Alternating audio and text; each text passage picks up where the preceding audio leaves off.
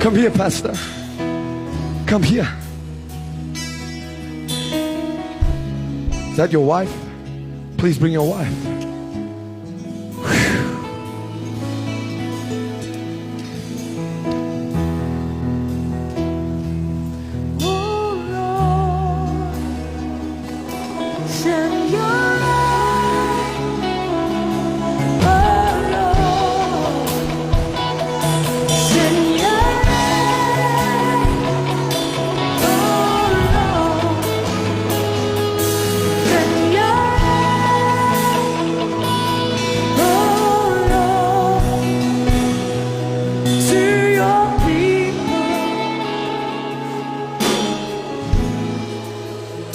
The power of God is all over this sister right now.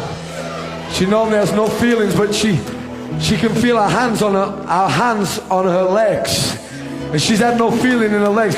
Pastor, tell them what's happened. The power of God, something is taking place right now, and the Spirit of God is upon Delia.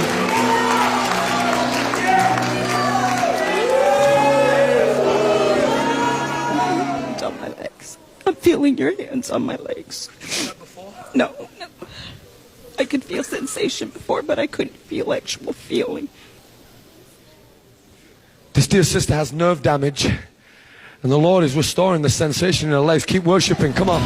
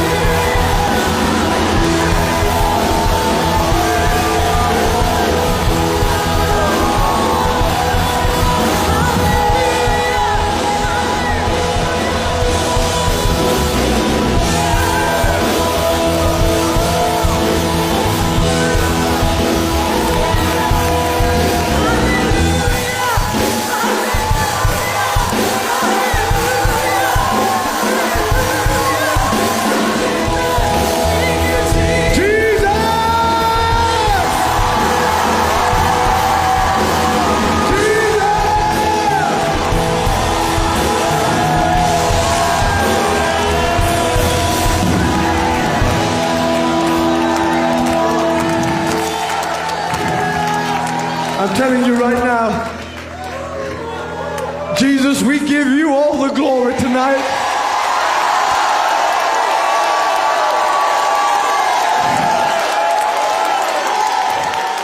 You know, our sister then, she started going like this. I thought, Lord, is there any strength? She said, no, I'm doing this on purpose. I'm doing this on purpose. There's a recreative thing happening in her spine right now. Come on, give Jesus some praise. Hallelujah!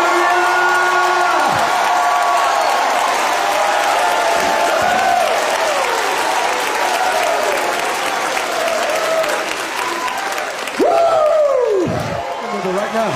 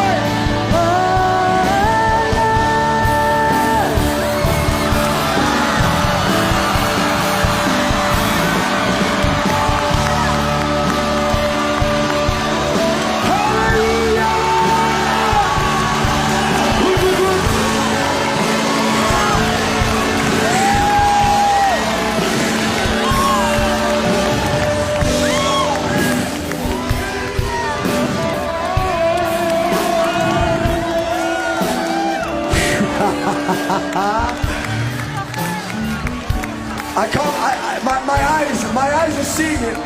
My eyes are seeing it. But my brain.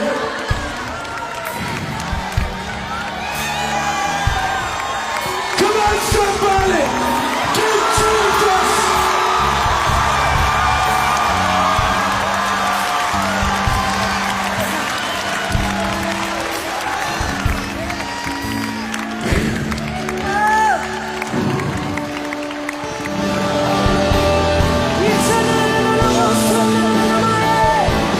Come on, church! Come on, worship!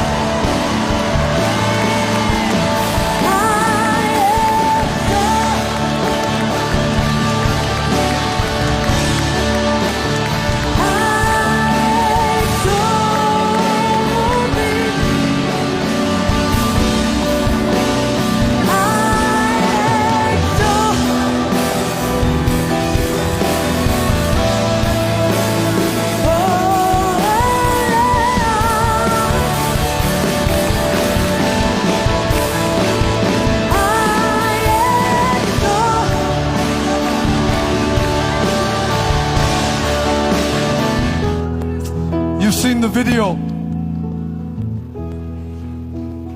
Now we have the great pleasure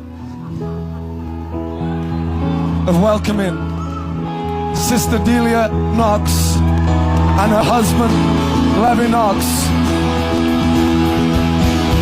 Give Sister Delia a mighty shout.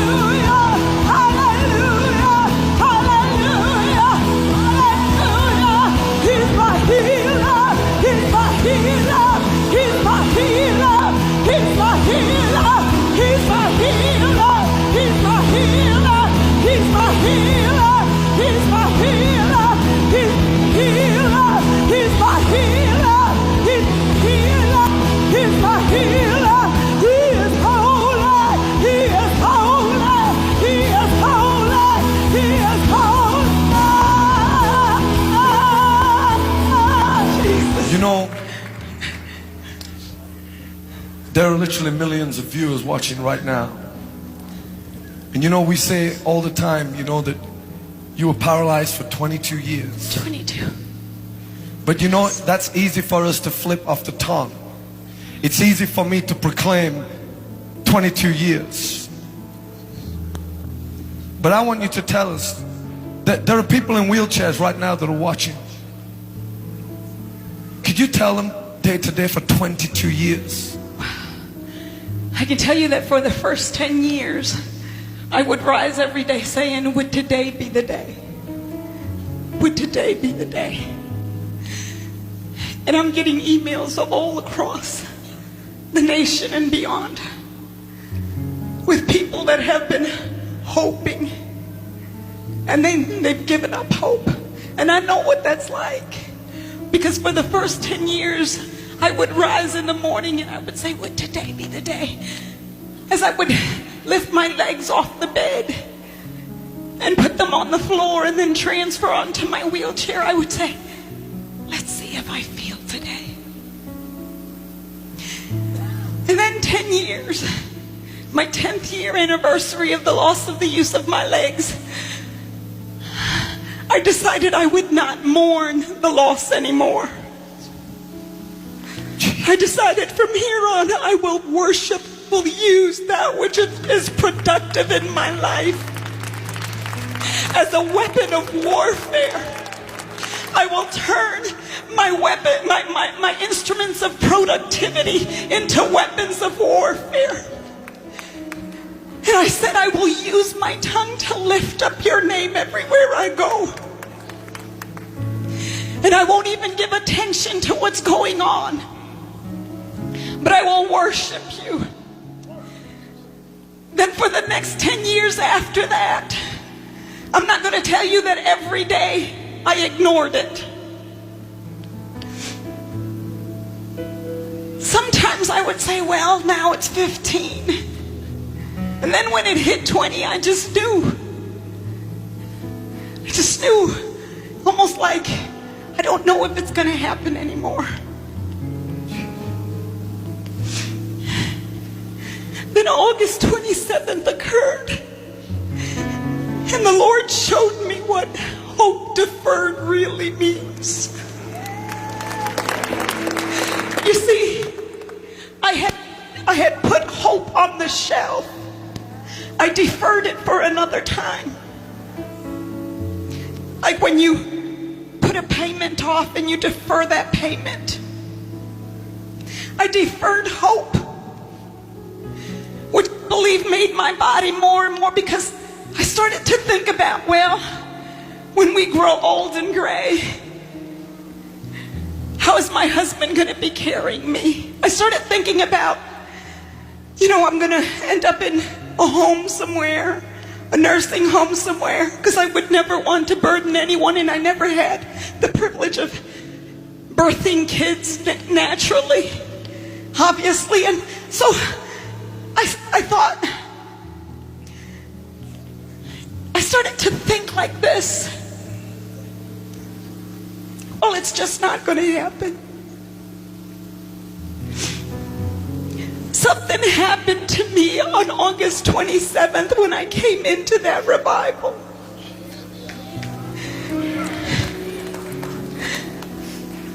It was when a baby came forth for prayer, when two parents brought a baby.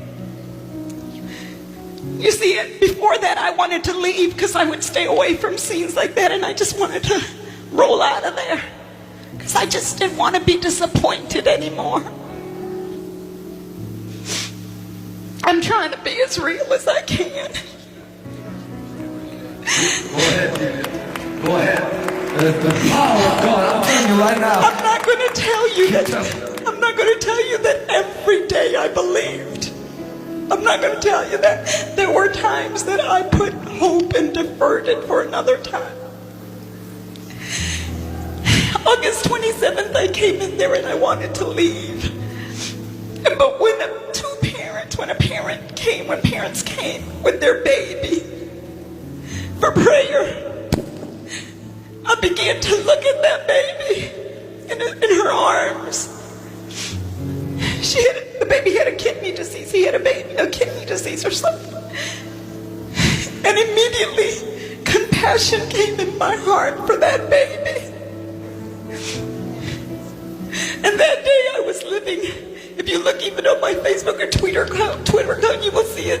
It was about 1 Peter, where it's talking about a baby, a life conceived of God. Think about it. A life conceived by God. And I started to envision this couple, and I said, they don't come together to conceive a child that is deformed or defective. And I said, Lord, you've got to do something for that baby. And I began to cry right there in my chair, Father, you've got to do something for that baby. For that baby was conceived of incorruptible seed because of who you are, Lord. And as the parents went down and the baby went into the arms of one of the love greeters,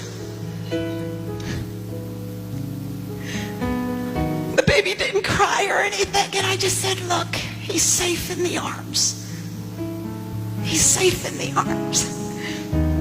And then, before I knew it, Evangelist Nathan called my husband over. But it was in the midst of compassion that he was called over, and he said, bring your wife over. Is that your wife? Bring her over. Because my heart became soft at that moment for a healing touch for that baby. Something happened, and I can't explain it to you other than something happened within me to believe healing for that child. And then in that room, when they called me over and Nathan began to pray, I was overwhelmed. And I just began to worship and began to worship. And he said, let faith arise in this woman. Now you gotta know, for the longest time when people would tell me, why are you in this chair? Is it that you don't have faith? I would tell them, what makes you think I'm sick? But that night, in the midst of compassion, my heart was softened to the point where I said, Lord, I allow you to do what you need to do in my life.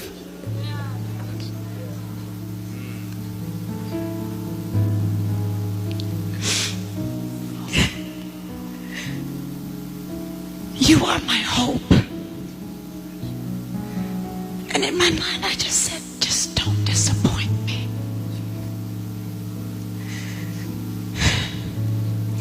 And it was like all of a sudden, I brought hope back in alignment.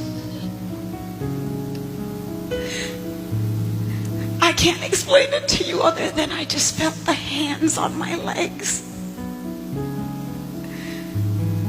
Something happened. It was like I had a Charlie horse going down, and it was like, bing. And then all of a sudden I could feel them, feel strengthened, and I didn't want to stop. But then when I went down, and I don't know who was touching my legs, I think you were bending my knees or something. I don't know who it was. But when I could feel my knees being bent, it was like, get me back up again, please. Get me back up again. I gotta do it again. See, because up until then I thought I was moving with my hip. But then I could feel my feet. Said, Lord, I'm really walking.